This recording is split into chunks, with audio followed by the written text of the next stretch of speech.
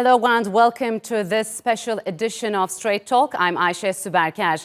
Arming one terrorist group to fight another. That's been the U.S. policy in Syria for the past several years. Starting in 2015, the U.S. armed and trained the YPG to fight Daesh, despite knowing it had links to the PKK terror group. The Turkish government criticized the move from the start and warned of consequences that are playing out today in northern Syria under Operation Peace Spring. And after initially declaring his indifference, President Trump switched between defending his abandonment of the YPG and the withdrawal of U.S. troops in northern Syria to imposing sanctions on Turkey. So how did we get here? How did these two NATO allies drift so far apart?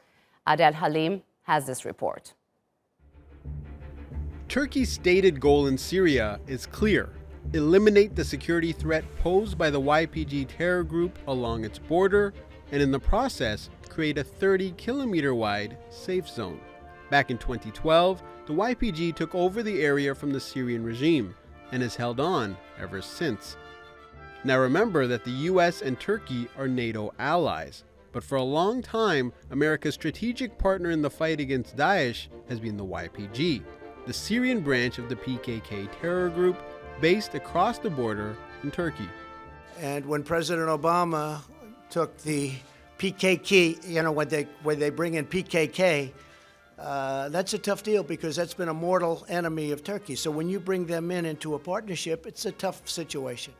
A tough situation because Turkey has been fighting the PKK and YPG for decades. Referring to the PKK and YPG as Kurds, Trump also had this to say. We have spent tremendous amounts of money on helping the Kurds in terms of ammunition, in terms of weapons, in terms of money, in terms of pay. With all of that being said, we like the Kurds. Now you have different factions in there. Again, you have PKK, that's a different faction, and they worked with us. It's a rough group, but they worked with us. Washington insists the YPG is a separate group, a position Turkey flatly rejects. From 2016, here's an exchange between the U.S. Defense Secretary at the time, Ash Carter, and Senator Lindsey Graham. Is the PKK a terrorist organization in the eyes of the Turkish government? The PKK is a terrorist organization not only in the eyes of the Turkish government, but in the eyes of the U.S. government as well, Senator.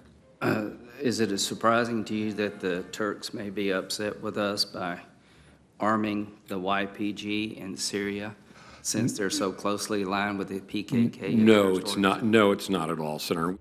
Today, though, Senator Graham is actually leading the charge for sanctions against Turkey.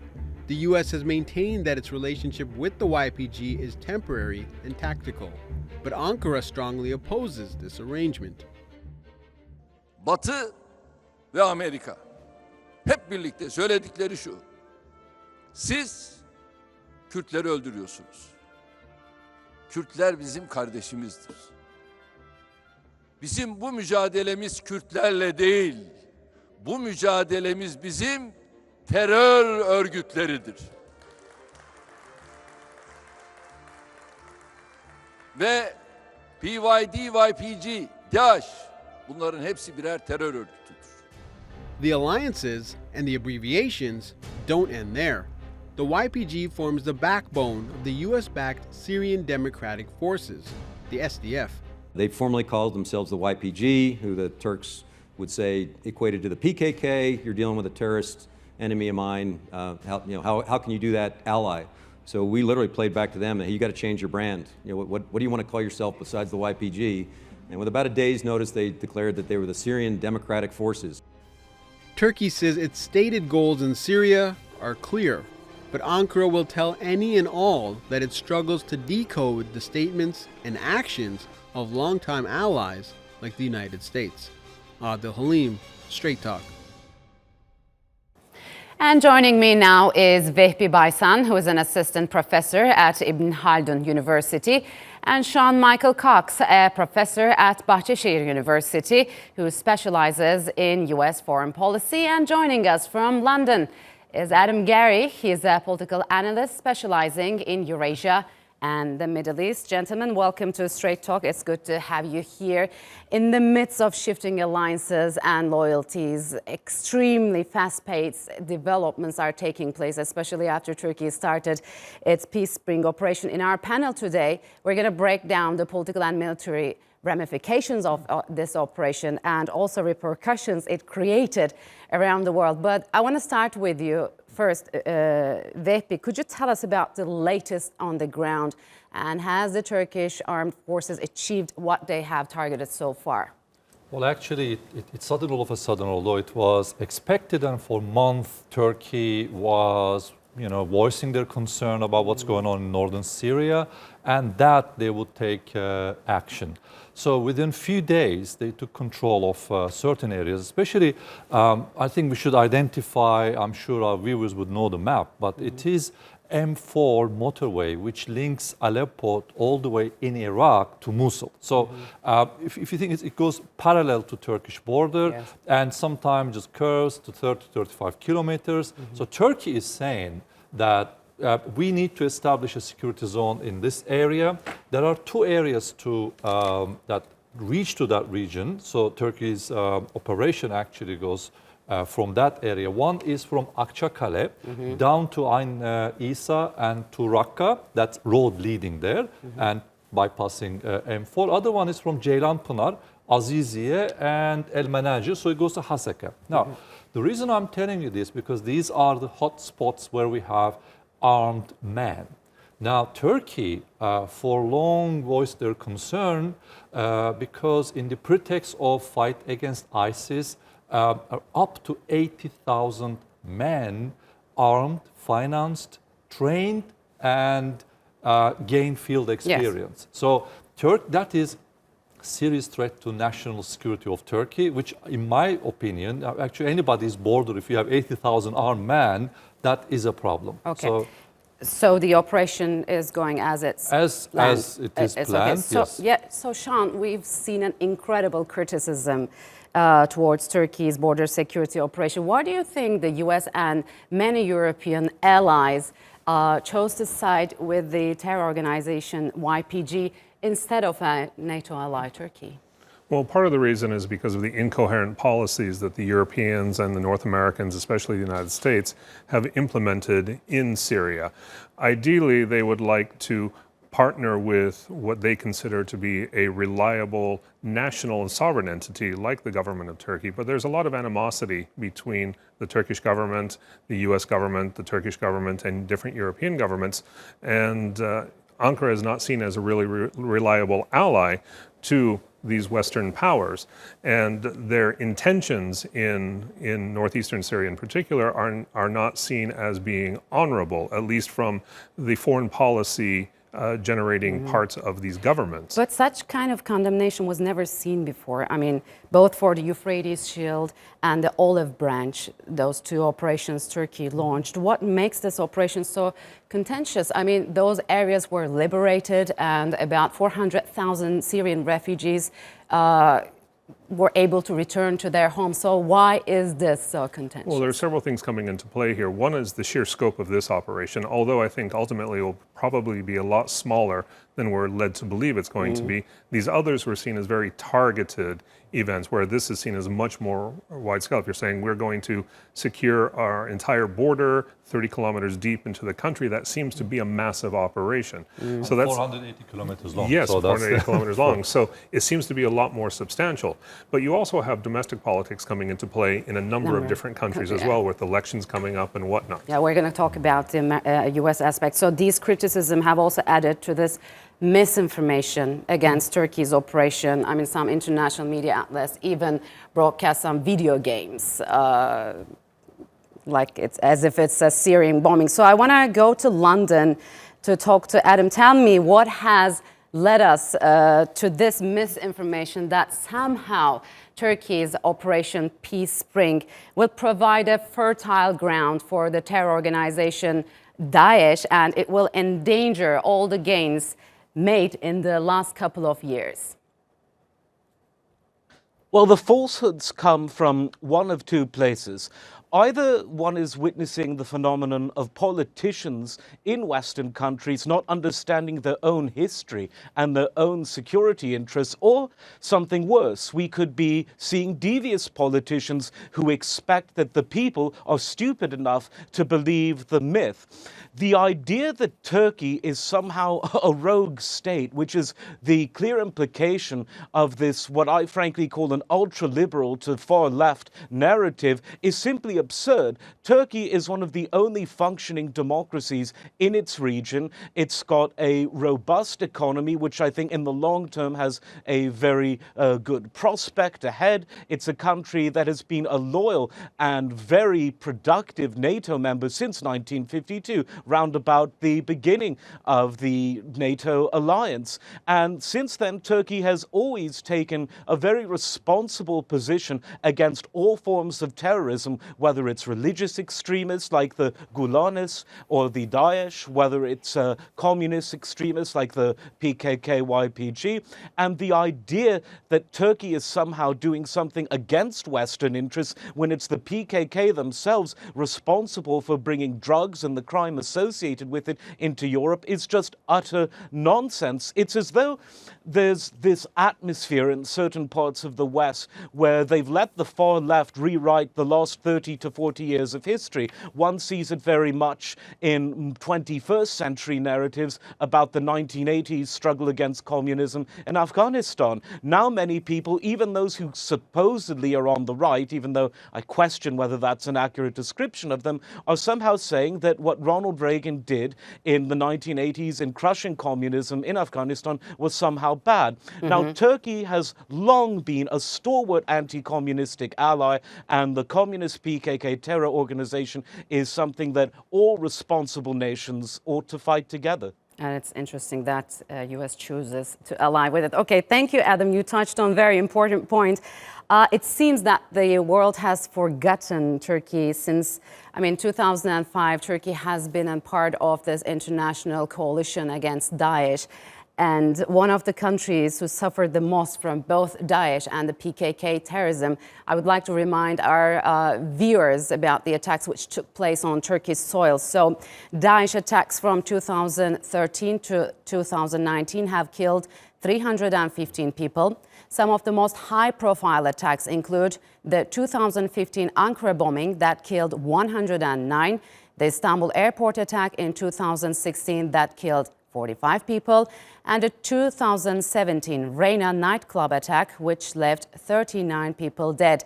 And when it comes to the PKK, their attacks from 1984 to 2019 has killed around 40,000 people. So European countries are so worried about this operation. They're actually panicking, so to speak. Vehbi, I want to ask this to you. Is this because Turkey pledged, after securing these terror areas, to bring the Daesh fighters before justice, try them, and send them back to their home countries? Well, President Trump many times said this, that European countries are actually not accepting those Daesh-related people, although they are, their citizens. So they just turn a blind eye to it and just ignore it. They think that this problem is going to go away. So someone has to deal with it. That's the problem. U.S. was dealing.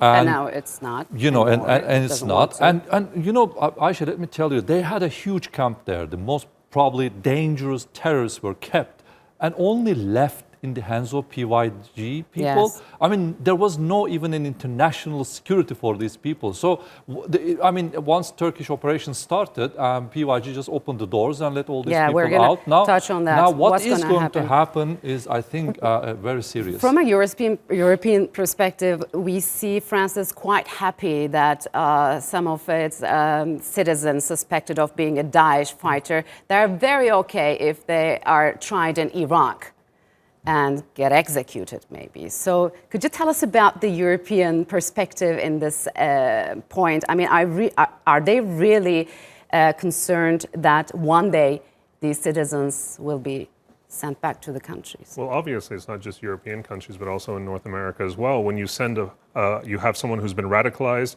gone abroad, fought for a number of years for an ideology that's fundamentally against the values of your country, you don't want those people returning. Recently, for example, John Walker Lindh, the so-called American Taliban, was released from prison after the time he had spent there after getting captured in Afghanistan, and he still remains radicalized. People are very concerned about him re-entering society in the United States. The same thing for France, for England, for Germany. Fighters from those countries that have gone and lived for years under very harsh conditions, doing unimaginable atrocities, coming back to home. Even if they get rehabilitated in prison, are they truly rehabilitated? That's the question. That's the question, but that needs to be sorted out sooner or later, right? So, Adam, I want to get back to you. Could you tell us about the general sentiment in Europe? We know that the European Union countries preferred to remain kind of inactive throughout this process, and do you think they do regret it now? Well, the European countries have always been a third-rate player in the Syria conflict from the very beginning. This is due to a combination of lack of organization, lack of will, and a lack of cohesive policy. They know that they don't like Daesh, because no one does, but they don't really know what to do about it. And so whilst you've had serious disagreements at times with the more proactive countries that are involved in the Syria conflict, Europe has been paralyzed with this kind of indecision, which only gets more, frankly, embarrassing as time goes on. Frankly, the PKK, after Turkey, stands to harm Europe more than, for example, the faraway United States. And because of that, one would have thought and one would have hoped that this could be a chance for the European Union to at least show political support for what Turkey's doing. Instead, they're doing this awkward virtue signaling to a PKK, YPG terror organization that has brought harm to Europe through the drug trade, through the gun running trade, through the horrible things that they have infamously done to young children. And so it's frankly astonishing that the EU has taken a line that is in favor of a terrorist organization rather than a NATO member, rather than a country that trades freely with the European Union in most goods. Turkey is a partner of Europe, and it should be treated like one. Turkey's been a partner of multiple nations on all sides of Europe ever since the age of Ataturk, and it's very saddening to see Europe go back to this 19th century great game mentality. It doesn't serve any purpose at all. All right. Now, news have been circulating on various platforms that Daesh fighters were set free by the Turkish armed forces and the Syrian National Army, but we have reports and some credible evidence that it was actually the YPG who set them free. Let's listen to what Turkish Defense Minister Hulusi Akar said about the situation in one of these prisons, then we'll continue to talk. Regarding the Daesh prisoners, we are determined to do everything we can. However, there is only one Daesh prison in our region, and when we went there, we saw the prison had been evacuated by the YPG and that the Daesh prisoners had escaped. We have determined this with photographs and films. We have negotiated with American counterparts on this issue, and we will continue to negotiate.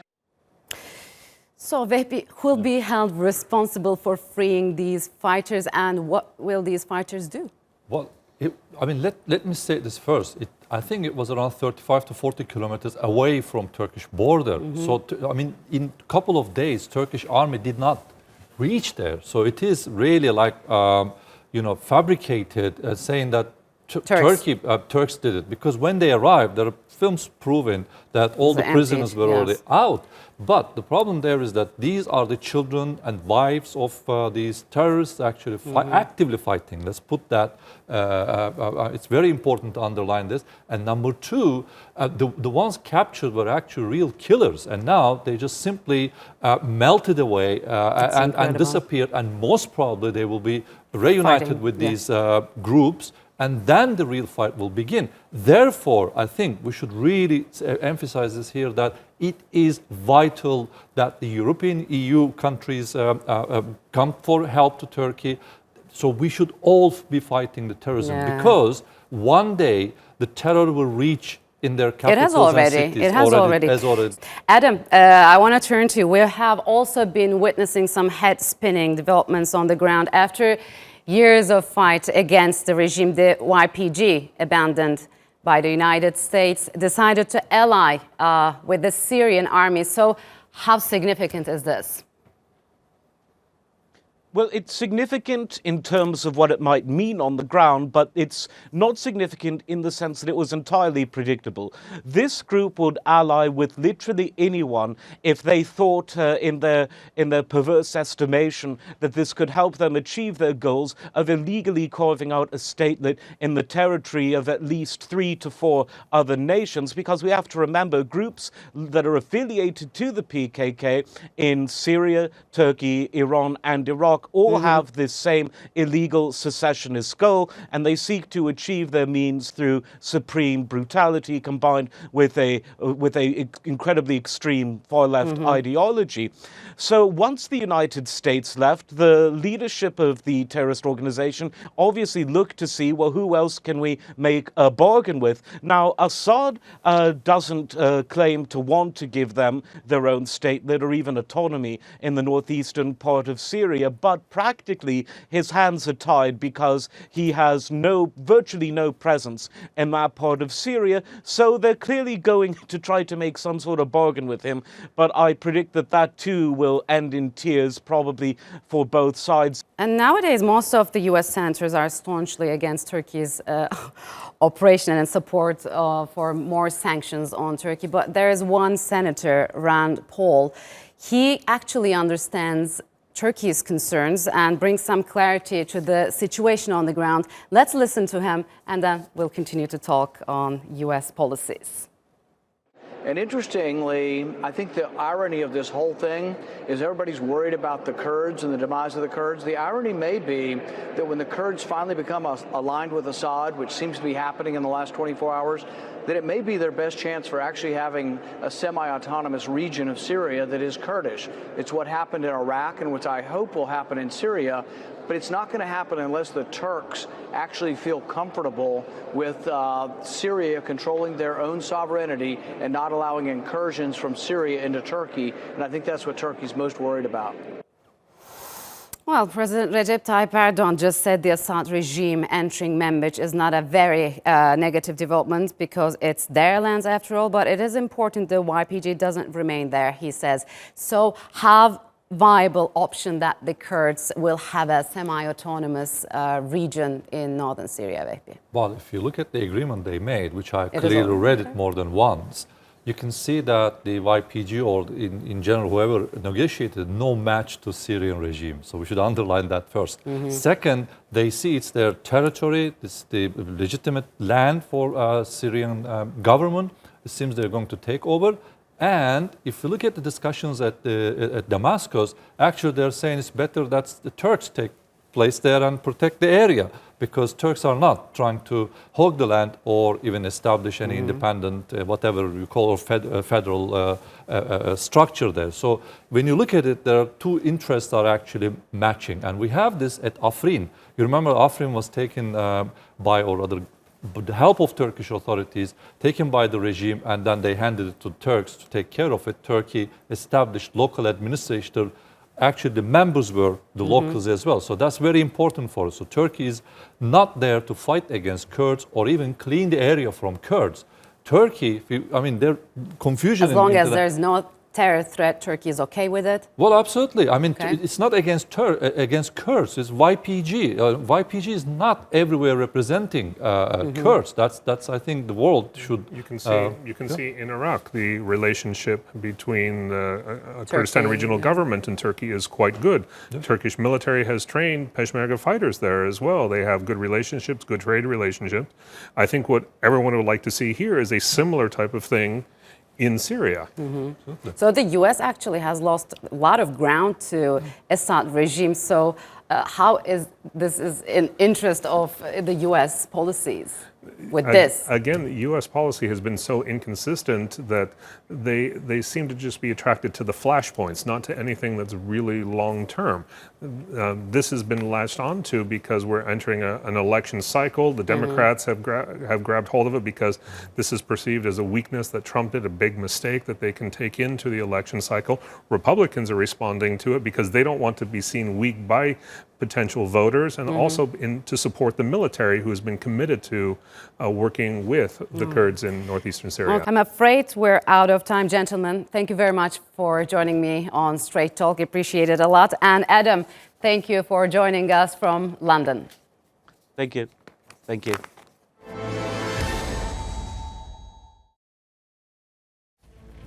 And that's all for this edition of Straight Talk with me, Ayşe Süberker. If you've got any comments, do share them with us on Twitter with the hashtag Straight Talk. Also, don't forget to subscribe to our YouTube channel. Until next time, take care and goodbye.